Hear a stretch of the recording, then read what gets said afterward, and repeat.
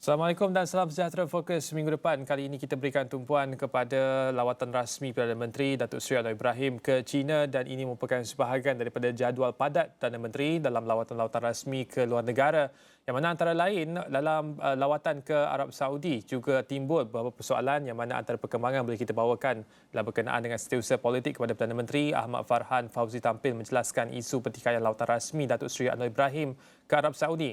Menurut Ahmad Farhan dalam satu kenyataan beliau mengambil maklum terdapat beberapa pihak berkepentingan sengaja mempolitikkan isu tersebut. Katanya jadual Perdana Menteri sangat padat dan tersusun di mana Anwar mengadakan pertemuan dengan Pertubuhan Kerjasama Islam OIC dan Badan Liga Muslim Dunia di Mekah.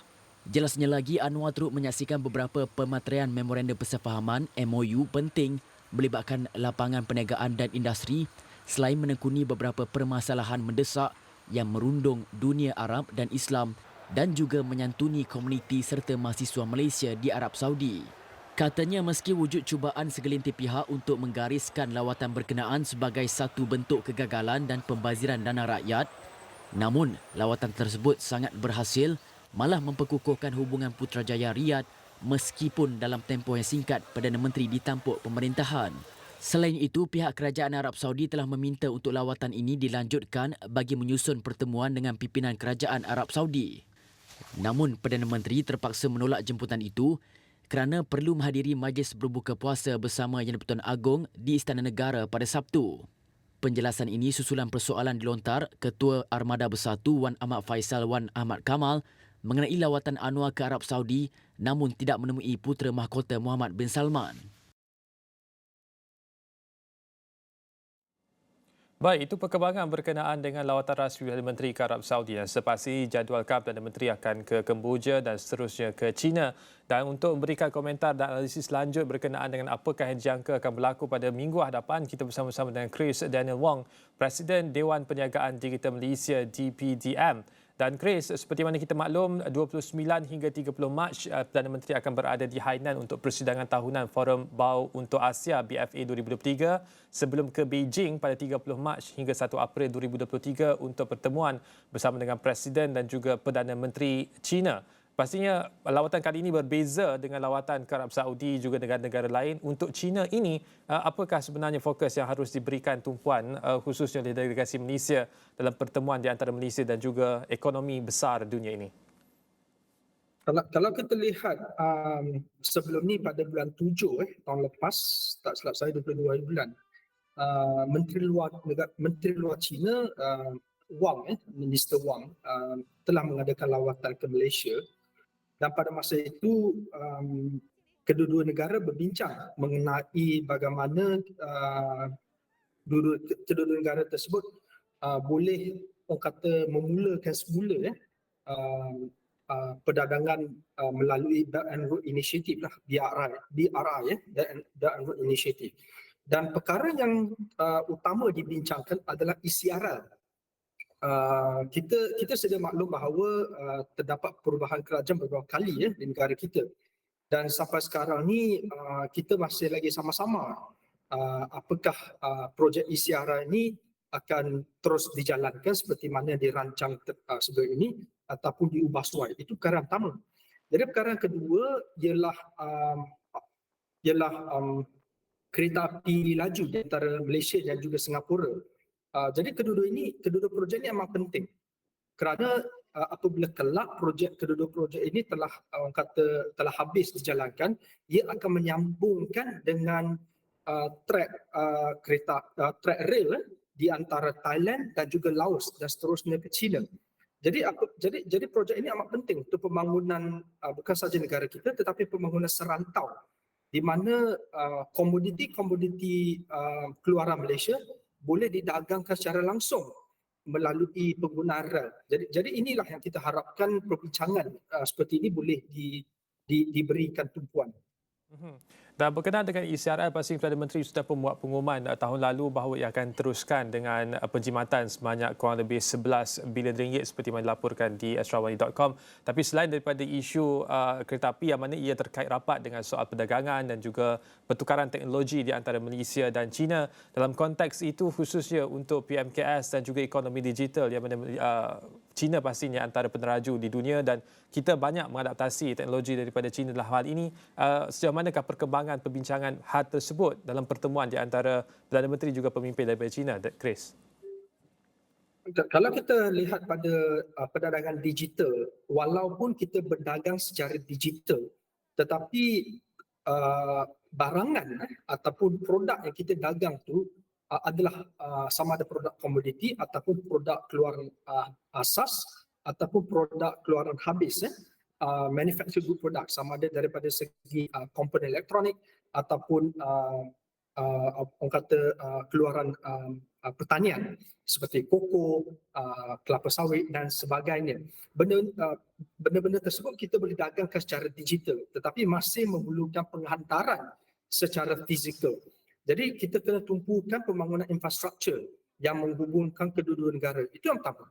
Yang kedua, kita juga kena lihat balik semasa tahun 2016, tahun 2016 lebih kurang 7 tahun yang lalu, kita asyik menyebut tentang bagaimana Alibaba boleh membantu kita memasuki pasaran China. Jadi kita kena gerakkan semula inisiatif tersebut. Sekarang ni kita banyak tumpukan pada digital, tetapi pemangkin tu bukan tiada, tetapi makin hari makin samar, makin dingin jadinya. Jadi kita kena rancakkan semula orang kata platform digital tersebut agar lebih banyak PMKS berdagang secara digital menggunakan platform yang sedia ada. Menyebut tentang merancakkan kembali usaha sama tersebut, adakah maksudnya merancakkan kembali secara khusus dengan Alibaba yang mana seperti mana kita maklum bahawa ada sedikit perselisihan di antara syarikat entiti swasta tersebut dengan kerajaan China secara umum dan juga beberapa entiti syarikat daripada China seperti ByteDance yang ketika ini juga di bawah pemerhatian rapat oleh masyarakat global khususnya Amerika Syarikat. Bentuk yang bagaimana yang disebut sebagai merancakkan kembali hubungan tersebut dengan syarikat-syarikat ini secara khusus ataupun meneroka syarikat-syarikat baharu, Chris?